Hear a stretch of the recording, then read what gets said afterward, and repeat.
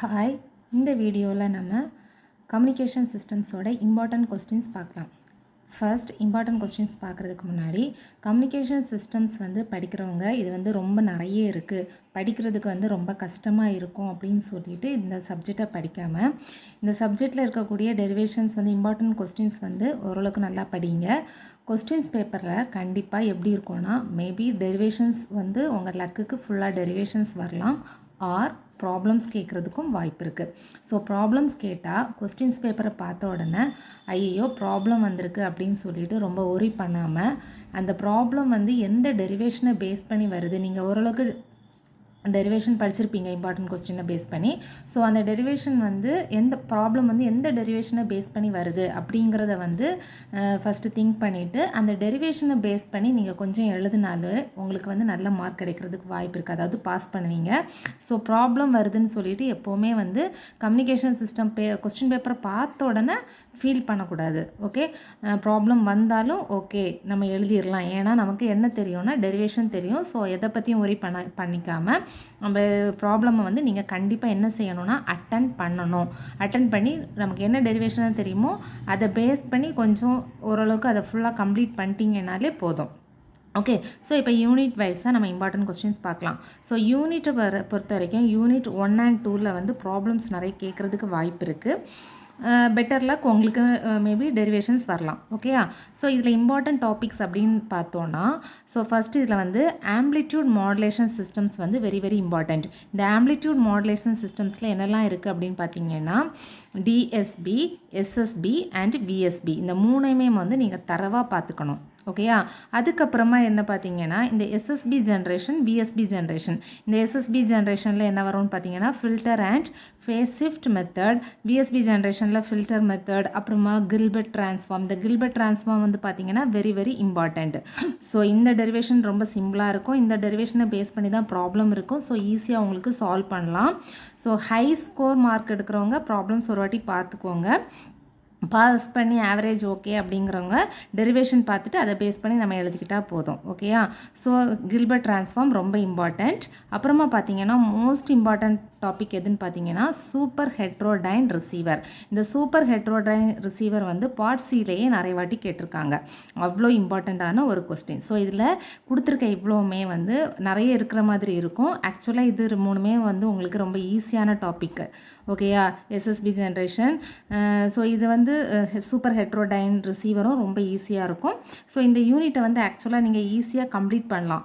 Problem அதுக்கேற்ற மாதிரி டெரிவேஷனை base பண்ணி எழுதிக்கோங்க. ஸோ ப்ராப்ளம் நினச்சி ஒரி பண்ணிக்காதீங்க. தென் யூனிட் 2 பார்த்தீங்கன்னா ரேண்டம் ப்ராசஸ் அண்ட் சாம்பிளிங். இந்த ரேண்டம் ப்ராசஸ் அண்ட் சாம்பிளிங்கில் நம்ம எதுக்கு ரொம்ப இம்பார்ட்டன்ட் கொடுக்க போகிறோம்னு பார்த்தீங்கன்னா இந்த சாம்பிளிங்க்கு தான் ரொம்ப இம்பார்ட்டன்ட் கொடுக்க போகிறோம். ஏன்னா ரேண்டம் ப்ராசஸில் பார்த்தீங்கன்னா probability of random process, Gaussian and white noise characteristics, அப்புறமா noise in amplitude modulation systems, இதெல்லாம் பார்த்தீங்கன்னா ரொம்ப நிறைய லென்த்தியாக போகிற மாதிரி இருக்கும். ஸோ நம்ம அப்படியே செகண்ட் பார்ட்டுக்கு வரலாம்.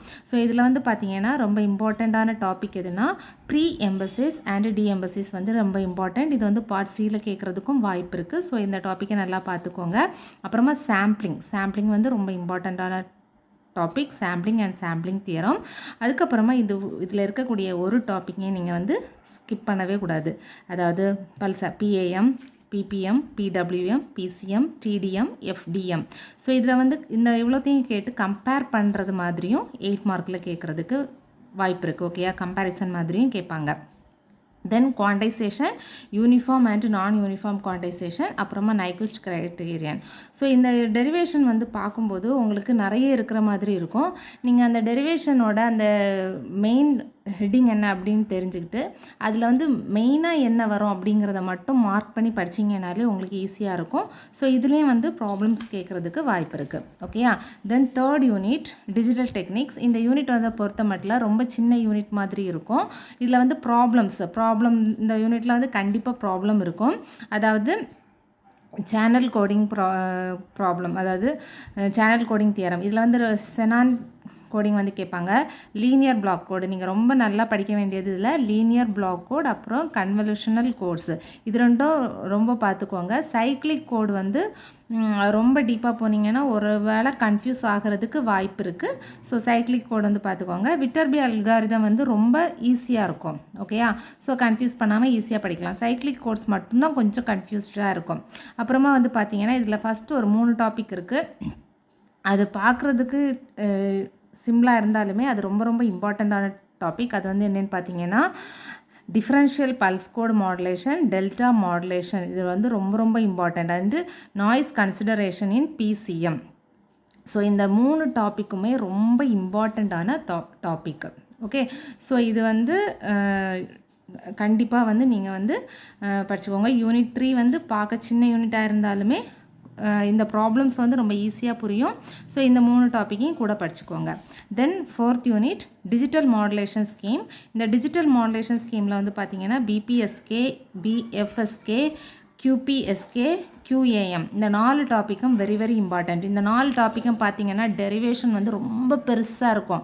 ஸோ அதை பார்த்துட்டு நீங்கள் ரொம்ப பயப்பட தேவையில்லை. ஸோ அந்த டாபிக் பிபிஎஸ்கேனா என்ன அப்படிங்கிற கான்செப்ட், அதோட டயக்ராம். ஸோ அதில் 2 விதமான டயக்ராம் இருக்கும், generation diagram and reception diagram. அது கண்டிப்பாக இம்பார்ட்டண்ட். அப்புறமா மெயினாக அதில் 2 இது கண்டிப்பாக டிரைவ் பண்ணணும். அது என்னென்னு பார்த்தீங்கன்னா PSD and BER. Okay, power spectral density, bit error rate. So இது வந்து ரொம்ப தெளிவாக பார்த்துக்கோங்க. ரொம்ப கன்ஃபியூஸ்டாக எல்லா டெரிவேஷனையும் உட்காந்து படிக்காதீங்க. கான்செப்ட் ஓரியன்டாக நம்ம இவ்வளோ படித்தா போதும். அதோட கான்செப்ட் என்ன, டயக்ராம் என்ன, ஜென்ரேஷன் என்ன, ரிசப்ஷன் என்ன, தென் PSD, BER. ஸோ இவ்வளோ வந்து கான்சென்ட்ரேட் பண்ணி படிச்சிங்கன்னா போதும். நெக்ஸ்ட் வந்து பார்த்தீங்கன்னா கேரியர் சிங்க்ரோனைசேஷன் வந்து ரொம்ப இம்பார்ட்டண்ட்டான டாபிக். அப்புறமா பிரின்சிபிள் ஆஃப் DPSK வந்து வெரி வெரி இம்பார்ட்டன்ட். ஸோ இவ்வளோ படிச்சிங்கனாலே ஓரளவுக்கு ஒரு கொஸ்டின் அட்டன் பண்ணுற மாதிரி இருக்கும். தென் 5th யூனிட் வந்து புதுசாக ஆட் பண்ண ஒரு யூனிட். இது வந்து பார்த்தீங்கன்னா டிமாடுலேஷன் டெக்னிக். இந்த டிமாடுலேஷன் டெக்னிக்கில் வந்து ரொம்ப இம்பார்ட்டண்ட்டான டாபிக் எதுன்னு பார்த்தீங்கன்னா இன்டர் சிம்பிள் இன்டர்ஃபரன்ஸ், அப்புறமா வந்து optimum detection of signals in noise. So இந்த ஆப்டிமம் டிடெக்ஷனுக்குள்ளாடி, அதாவது இது வந்து டிடெக்ஷன் தியரி. ஓகேயா? ஸோ இந்த தியரியில் 2-3 டாபிக் வரும், அதை கொஞ்சம் நல்லா பார்த்துக்கோங்க. தென் மேட்ச்டு ஃபில்டர், அதோட ப்ராப்பர்ட்டிஸ், அப்புறம் eye diagram, correlation, receiver. So இவ்வளோத்தையும் 5th யூனிட்டில் வந்து ஸ்கிப் பண்ணுற மாதிரி எதுவும் கிடையாது. ஒரு 4-5 டாபிக் இருக்குது. அந்த 4-5 டாப்பிக்குமே வந்து ரொம்ப இம்பார்ட்டண்ட். எக்ஸாம் முந்தின நாள் படிக்கிறவங்களா இருந்தோன்னா ஓரளவுக்கு கான்செப்ட் ஓரியன்டாக படிங்க. ரொம்ப அந்த டெரிவேஷனுக்குள்ளாடி நீங்கள் போகாமல் ஓரளவுக்கு அந்த இது ஹெட்டிங் என்ன, அதில் இருக்கக்கூடிய மெயினான விஷயங்கள் என்ன அப்படிங்கிறத மட்டும் மார்க் பண்ணி படிச்சிங்கன்னா பாஸ் பண்ணுறதுக்கு நிறைய வாய்ப்புகள் இருக்குது. ஓகேயா? ஸோ கம்யூனிகேஷன் சிஸ்டம்ஸ் வந்து பயப்படாமல் படிங்க. எக்ஸாம்ஸ் வந்து ரொம்ப கான்ஃபிடென்ட்டாக அட்டன் பண்ணுங்கள். ப்ராப்ளம்ஸ் வந்தாலுமே அட்டன் பண்ணுங்கள். 3 hours எக்ஸாம் டைம்னா அந்த 3 hours உட்காந்து அந்த டெரிவேஷனை யோசித்து ப்ராப்ளம்ஸ் கேட்டிருந்தாங்கன்னா அந்த டெரிவேஷனை யோசித்து என்ன எழுதலாம் அப்படிங்கிறத யோசித்து அதுக்கேற்ற மாதிரி, சப்போஸ் உங்களுக்கு ஒரு கொஸ்டின் ப்ராப்ளம் கேட்குறாங்க, அதோட டெரிவேஷன் தெரியும், ஆனால் அந்த டெரிவேஷனில் கொண்டு எப்படி நம்ம வேல்யூஸை சப்ஸ்டியூட் பண்ணுறது அப்படின்னு உங்களுக்கு தெரிலனா டோன்ட் வரி, அந்த டெரிவேஷனை ஓரளவுக்கு தெரிஞ்ச மாதிரி எழுதி வைங்க. ஏன்னா அதுக்கும் மார்க் தர ஓகே படிச்சிருக்காங்க அப்படின்னு சொல்லிட்டு மார்க் போடுறதுக்கு வாய்ப்புகள் இருக்குது. ஓகே, ஸோ இந்த வீடியோ வந்து உங்களுக்கு யூஸ்ஃபுல்லாக இருந்திருக்கும்னு நினைக்கிறேன். தொடர்ந்து வீடியோஸ் பார்க்குறதுக்கு நம்ம சேனலை சப்ஸ்கிரைப் பண்ணுங்கள். தேங்க்யூ.